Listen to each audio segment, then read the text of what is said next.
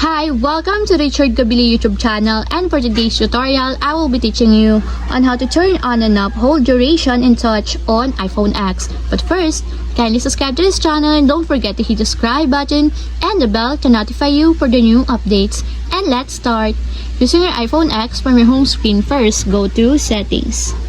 Then in the settings, scroll down and find the accessibility and then tap.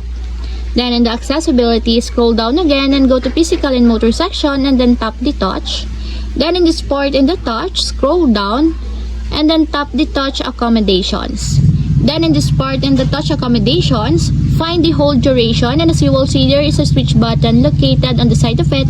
Then all you have to do is just tap it to enable until it becomes green. When the hold duration is enabled, the duration, you must touch the screen before a touch is recognized. And if you want to disable or turn off, just tap again the switch button, just like this. And that's it, we have successfully turned on and off hold duration and touch on iPhone X. If you have a question, you can comment down below, and don't forget to hit the subscribe button and the bell to notify you for the new updates. And thank you for watching!